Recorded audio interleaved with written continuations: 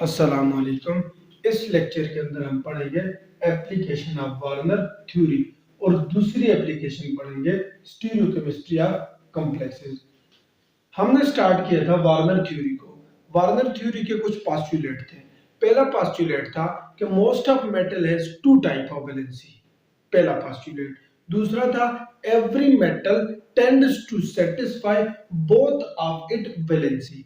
तीसरा था कि every metal has fixed secondary valency. ये तीनों की तीनों पोस्टुलेट मैंने अपने पिछले lecture different cases on cobalt के ऊपर एक्सप्लेन कर लिए हैं। उसके बाद चौथा हमारे पास इसका पोस्टुलेट था कि हर एक कॉम्प्लेक्स के अंदर एक सेंट्रल मेटल एटम होता है और उसके इर्द गिर्द लिगेंड 3D स्पेस के अंदर अरेंज हुए होते हैं। वो वाला रूल या पोस्टुलेट हम इस एप्लीकेशन के थ्रू एक्सप्लेन करेंगे। तो ये वो पोस्टुलेट नंबर 4 को एक्सप्लेन करेंगे, स्टीरियोकेमिस्ट्री ऑफ कॉम्प्लेक्सेस। वहां पर हमारे पास था जी, जैसे फॉर एग्जांपल मेरे पास ये कॉम्प्लेक्स ले लेते हैं NiCO4। जैसे स्टीरियोकेमिस्ट्री ऑफ कॉम्प्लेक्सेस को एक्सप्लेन करें, अगर मैं इसको स्ट्रक्चर लिखूं तो ये टेट्राहेड्रल स्ट्रक्चर होगी कुछ।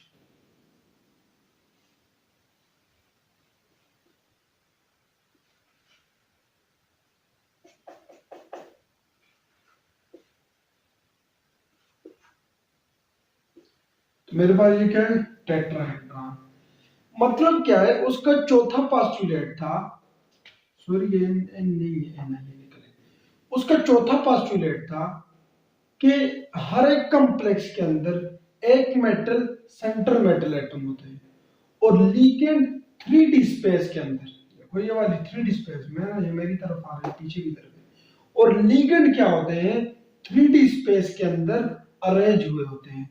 तो जहां भी हम स्पेस की बात करते हैं वो कौन सी केमिस्ट्री होती है, stereochemistry.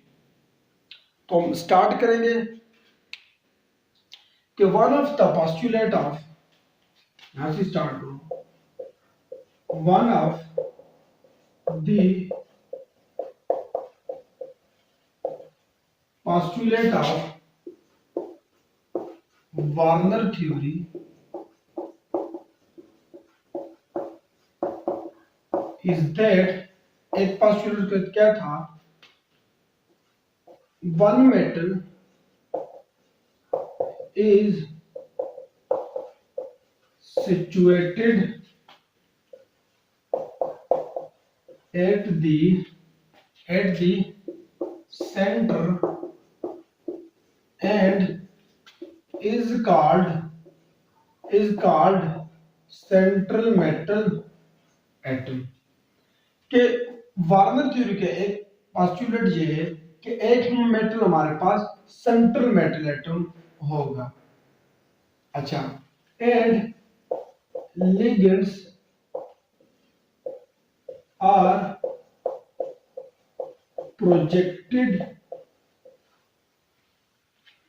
projected around the central metal atom, around the central metal atom, around the central metal atom in fixed position in space. बच्चों जहां भी स्पेस का नाम आ जाए केमिस्ट्री में तो हम क्या पढ़ते होते हैं, 3D या stereochemistry. This postulate deals with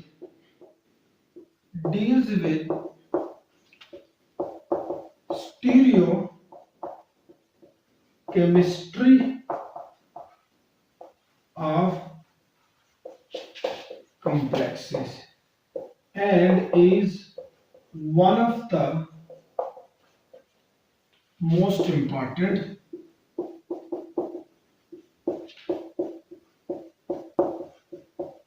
postulate of Warner theory. फिर से एक बार समझ लो इसको कि हमें वार्नर थ्योरी ने 4 पोस्टुलेट दिए थे। 3 पोस्टुलेट को हमने पिछले लेक्चर के अंदर डिफरेंट केसेस ऑफ कोबाल्ट में एक्सप्लेन कर लिए। चौथा पोस्टुलेट हम इसमें एक्सप्लेन करेंगे, stereochemistry of complexes. Warner theory ने कहा था एक मेटल क्या होता है, सेंटर मेटल एटम जो सेंटर में मौजूद होते हैं, लिगेंड्स स्पेस के अंदर प्रोजेक्टेड होते हैं around the central metal atom in space के अंदर ये क्या होते हैं, बिखरे होते हैं around the central metal atom. तो यहां पर हम स्पेस का नाम लेते हैं, वहां पर क्या होता है, स्टीरियोकेमिस्ट्री। तो ये क्या मतलब क्या हुआ, ये स्टीरियोकेमिस्ट्री ऑफ कॉम्प्लेक्सेस को भी एक्सप्लेन करके कैसे करता है वो भी साथ साथ में देखते हैं।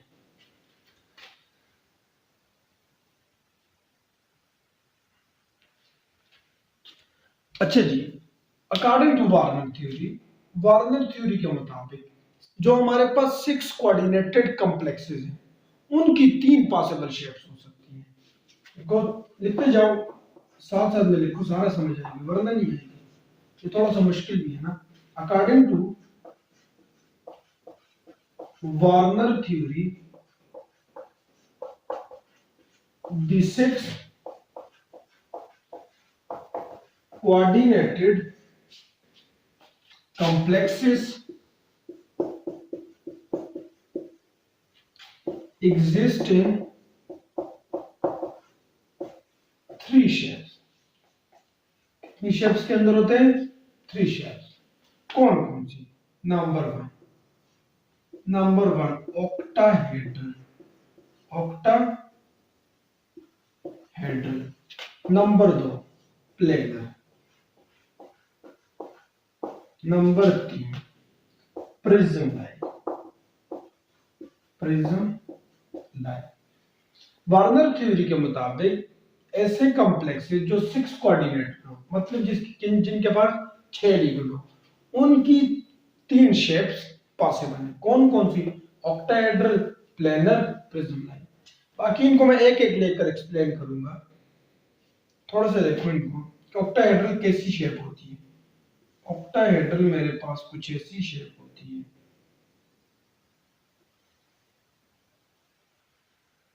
ऐसी शेप होती है कुछ में।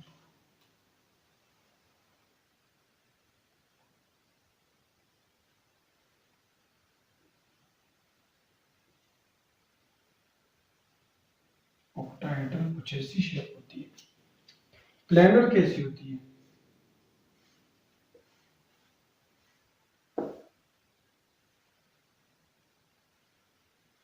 प्लेनर मेरे पास कुछ ऐसी शेप होती है। बच्चों 6 कोऑर्डिनेटेड ना, तो 6 लिगेंड, 1 2 3 4 5 6 लिगेंड। प्रिज्म लाइट बच्चों ये मैं थोड़ा सा आपके लिए आसान करके लिखा, ये बनानी मुश्किल होती है ना, ये बनाने का तरीका है। ये प्रिज्म लाइट को थोड़ा आसान करने के बताऊं तो ये कुछ ऐसे होती है। बाकी मैं इनको एक एक लेकर एक्सप्लेन करूंगा। बच्चों वार्नर के मुताबिक 6 कोऑर्डिनेटेड कॉम्प्लेक्स की 3 शेप्स होती हैं, ऑक्टाहेड्रल, प्लेनर, प्रिज्म। लेकिन इन 3 में से सिर्फ और सिर्फ ऑक्टाहेड्रल स्ट्रक्चर हमारे पास करेक्ट है, बाकी सारी रॉन्ग है। क्यों कि ये एक्सपेरिमेंटल जो डेटा है उसके साथ एग्रीमेंट करती है। एक्सपेरिमेंटली जो 6 कोऑर्डिनेटेड कॉम्प्लेक्सेस होते हैं उनकी 2 आइसोमेरिक फॉर्म होती है। कौन कौन सी, आर्थो, पैरा। ये उस बात के साथ एग्रीमेंट करती है, ये नहीं करती, ये भी नहीं करती, इसीलिए दोनों करती है, ठीक है। तो थोड़ा सा लिखो, फिर इन तीनों को एक लेकर जा रहे हैं। Out of these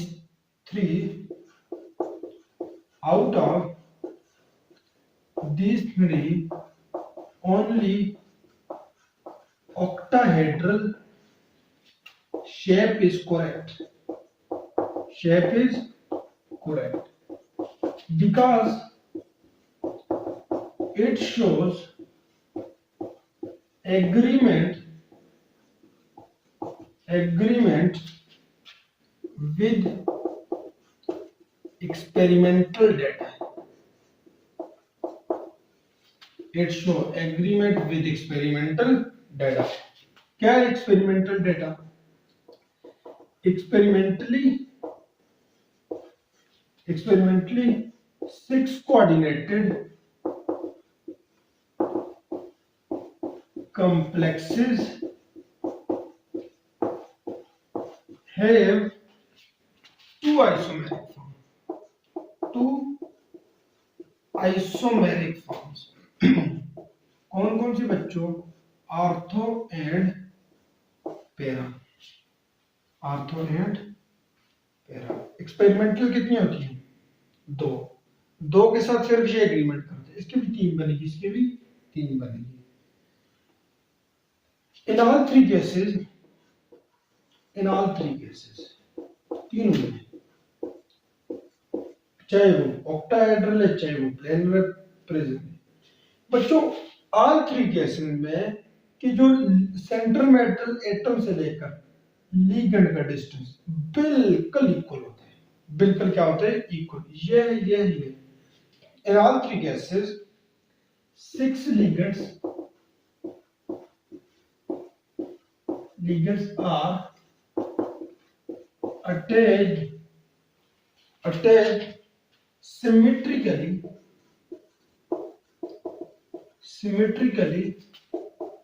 to an equal distance.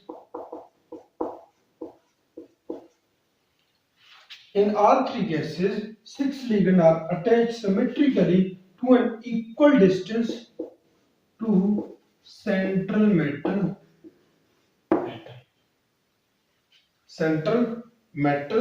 atom. कि सेंट्रल मेटल एटम से एक लिगेंड का जितना डिस्टेंस है उतना इसी का है, उतना इसी का है, उतना इसी का है, उतना इसी का है, उतना इसी का है बच्चों।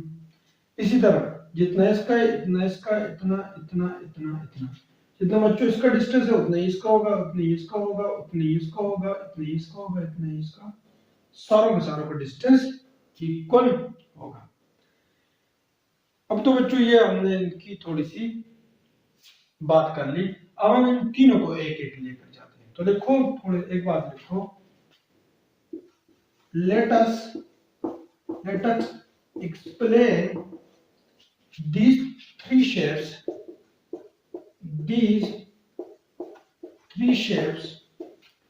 one by one। इसको नोट करो, फिर हम इनकी स्ट्रक्चर को 1 by 1 लेकर जाते हैं। फिर इनकी स्ट्रक्चर को हम 1 by 1 लेकर जाते हैं कि क्यों ये वाली ठीक है, ये भी नहीं ठीक, ये भी नहीं ठीक। तो लोग आपने नोट कर लिया होगा,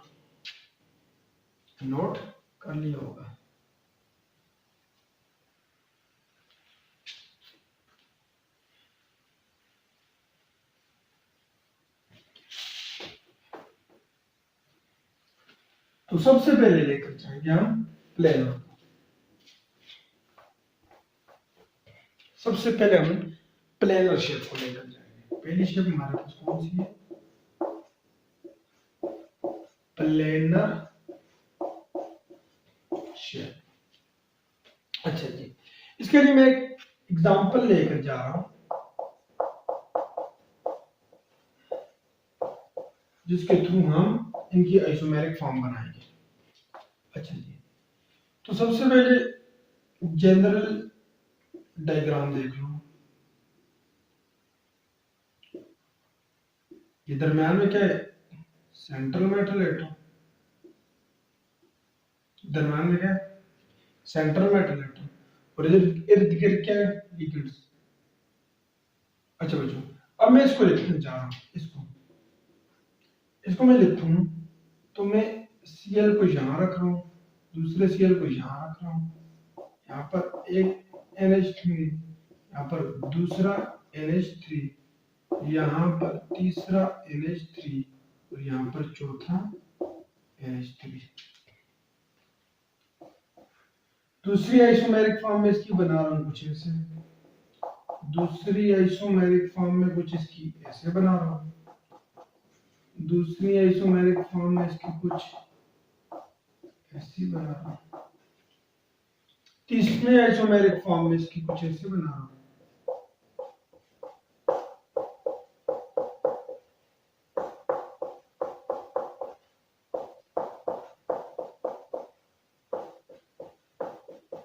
अच्छा बच्चों अभी आ जाओ,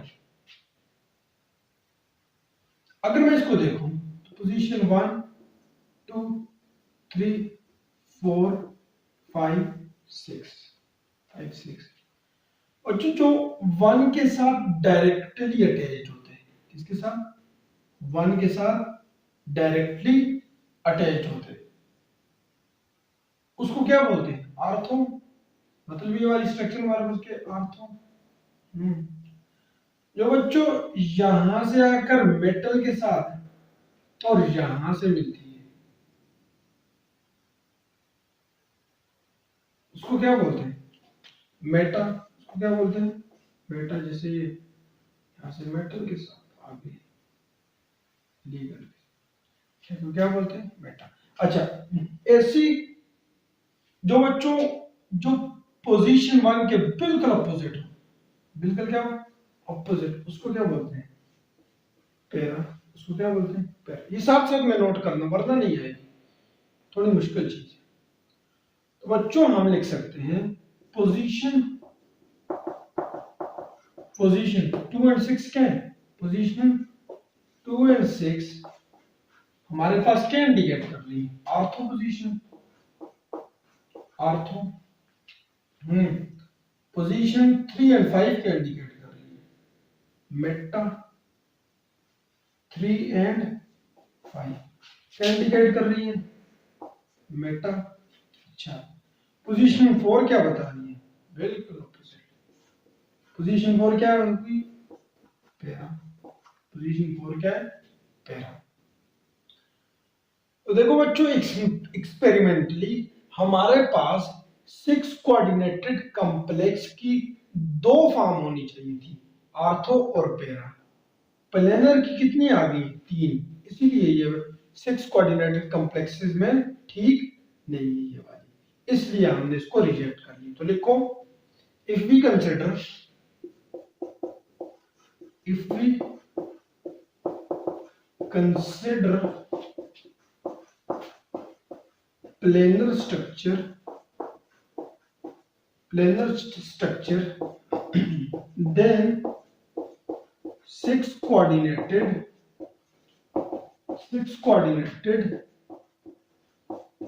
complexes must have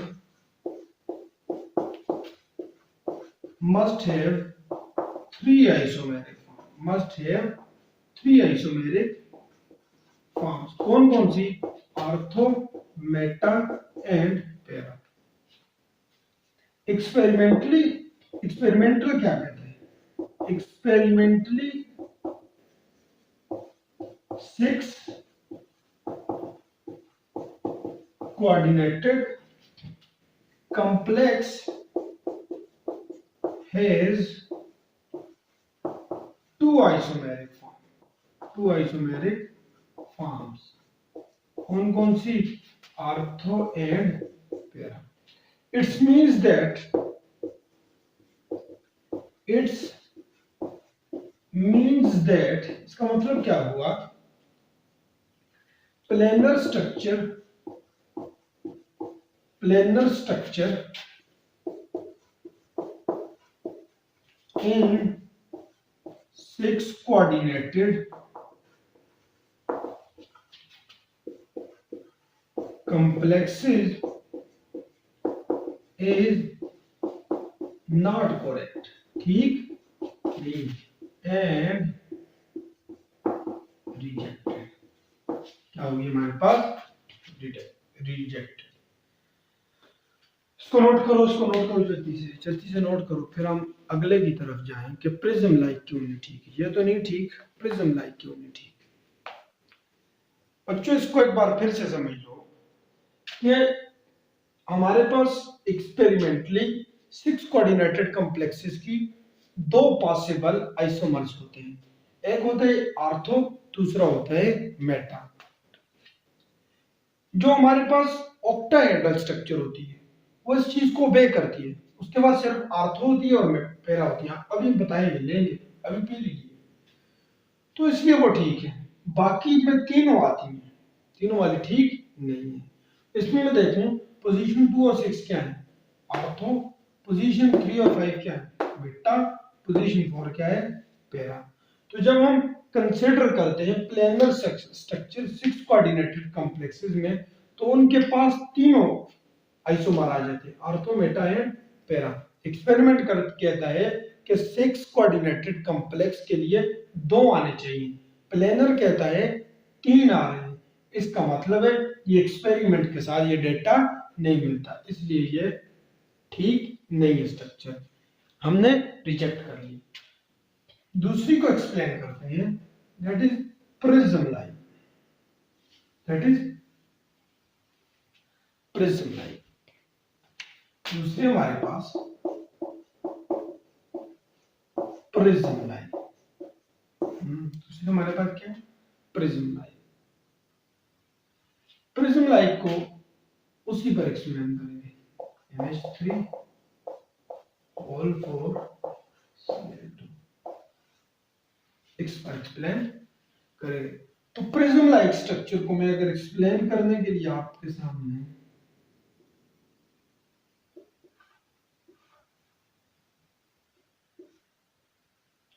ऐसी शक्ल बना दूं ताकि आपको आसानी से समझ आ जाए। थोड़ी प्यारी नहीं है, लेकिन प्यारी नहीं है मेरी डायग्राम, बहरहाल आपने समझ लिया, कॉन्सेप्ट की तरफ जाना है। अच्छा, ये मेरे पास क्या है, सेंट्रल मेटल एटम है, इसको मैं पोजीशन दे रहा हूं 1, इसको दे रहा हूं 2, इसको दे रहा हूं 3, इसको दे रहा हूं 4, इसको दे रहा हूं 5, इसको दे रहा हूं 6। 6 लिगेंड पूरे हो गए मेरे पास, पूरे हो गए। अच्छा, इसको देखो बच्चों, इसको मैं अगर लूं ऐसे कि मैं इसको ऐसे ले लूं, कि मैं इसको ऐसे कुछ ले लूं,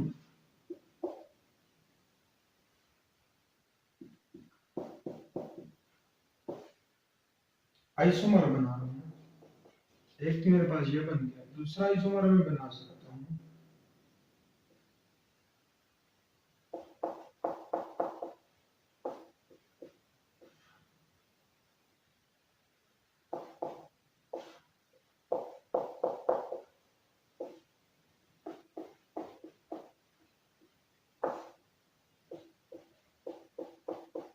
ये तीसरी में आइसोमर कुछ ऐसे बना सकता हूं, तीसरी आइसोमर में कुछ आपके लिए ऐसी बना देता हूं।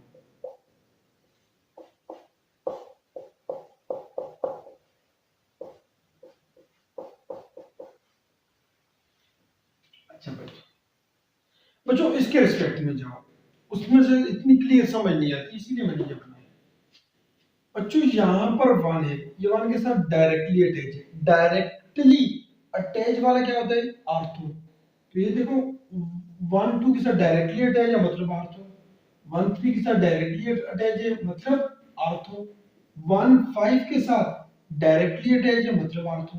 मतलब बच्चों पोजीशनिंग को इंडिकेट करो, पोजीशन 2 इसके साथ डायरेक्टली, 2 3 एंड 5 क्या है हमारे पास, आर्थो। पोजीशन 2 3 5 डायरेक्टली अटैच है, आर्थो। अच्छा देखो 4 पहले इस लीगेंड के थ्रू, यहां से इस लीगेंड के साथ, ये मेटल इस लीगेंड के साथ अटैच है, और इसी के साथ क्या है, दूसरा लीगेंड। तो लीगेंड के साथ मेटल और उसी के साथ लीगेंड, ये पोजीशन हमारे पास क्या होती है, मेटा होती है। ये पोजीशन हमारे पास क्या होती है, मेटा पोजीशन। पोजीशन क्या है, मेटा। इसी तरह 1 6 के रिस्पेक्ट में बिल्कुल उलट है, बिल्कुल उलट है, इसको क्या बोलेंगे, पैरा। इसी पर भी एक्सप्लेन कर सकते हो, 1 2 3 4 5 6।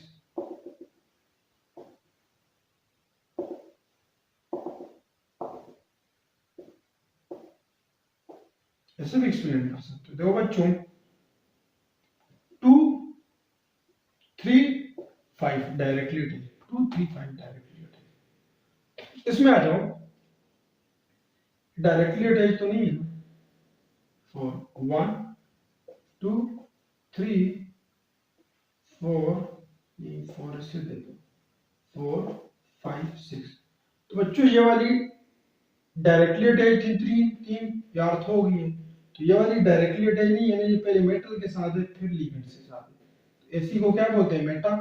ये वाली 4 वाली मेटा। इस तरह पैरा बच्चों देखो 1 into 6 कैसे 1 2 इसे दिया 2 3 4 5 6, ठीक है पैरा। अच्छा बच्चों अभी हमने इससे कंक्लूजन क्या निकाली, एक्सपेरिमेंटली जो 6 कोऑर्डिनेटेड कॉम्प्लेक्स होना चाहिए था उसके पास 2 आइसोमेरिक फॉर्म होनी चाहिए थी। कौन कौन सी 2, आर्थो और पैरा। लेकिन जब हमने प्रिज्म लाइक शेप ली इन 6 कोऑर्डिनेटेड कॉम्प्लेक्स में, इनके पास तो 3 है। एक्सपेरिमेंट कह रहे हैं 2 होनी चाहिए, प्रिज्म लाइक कह रहे हैं 3 होनी चाहिए।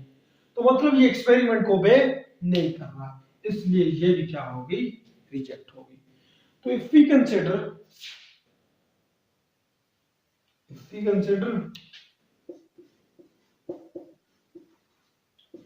prism like structure, then 6 coordinated complexes must have 3 isomeric forms। कौन सी, आर्थो भी, बेटा भी, पैरा भी।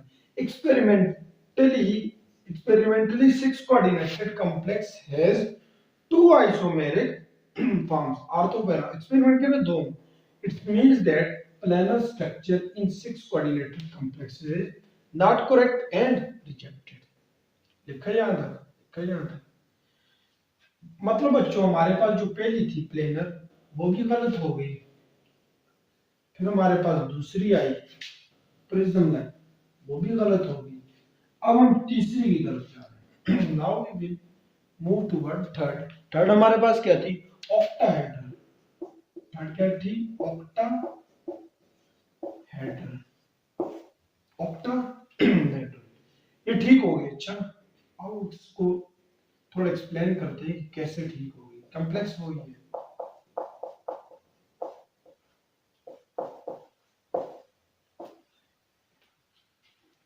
इसको अगर मैं एक्सप्लेन करने के लिए बॉक्स बना दूं तो इससे ज्यादा अच्छा एक्सप्लेन हो जाता है।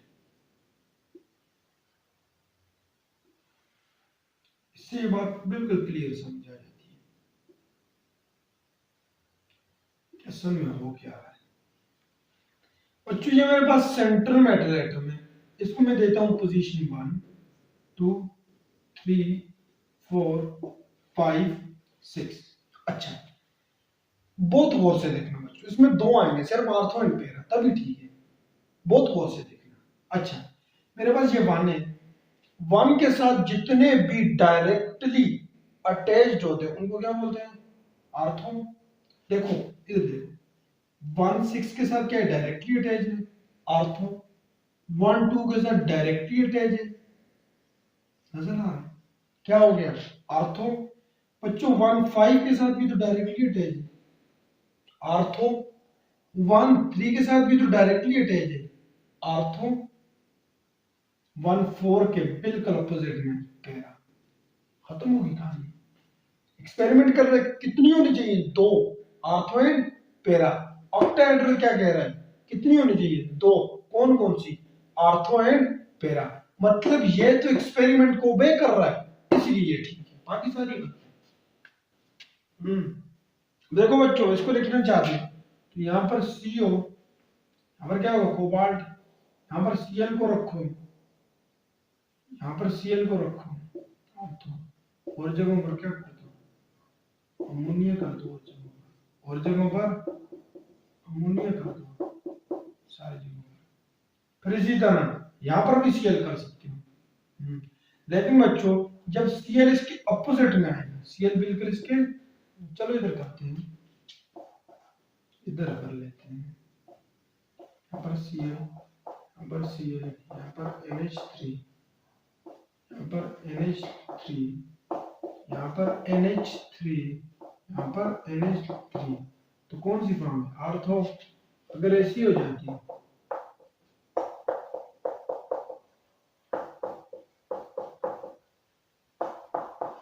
अगर मेरे पास ऐसी हो जाती, ये क्या है?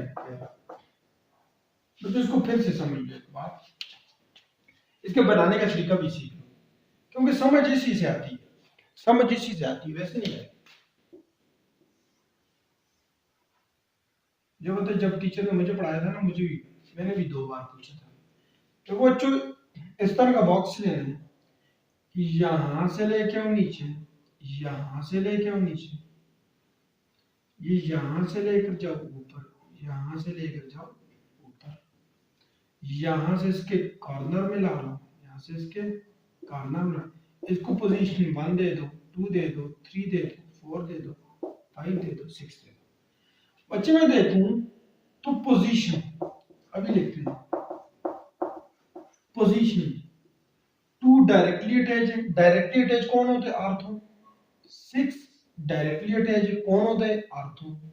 बच्चे ये 5 भी डायरेक्टली अटैच है, कौन होता है? आर्थो। बच्चे 3 भी डायरेक्टली अटैच है, कौन होता है? आर्थो।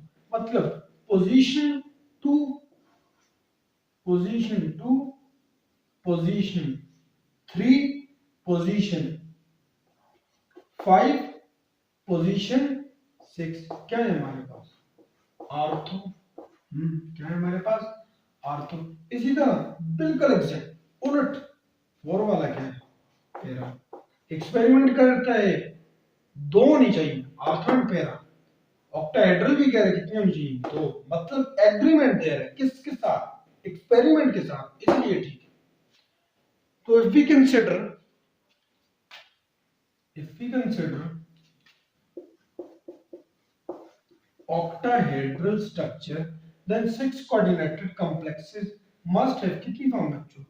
2 isomeric form। कौन कौन सी? Ortho and para.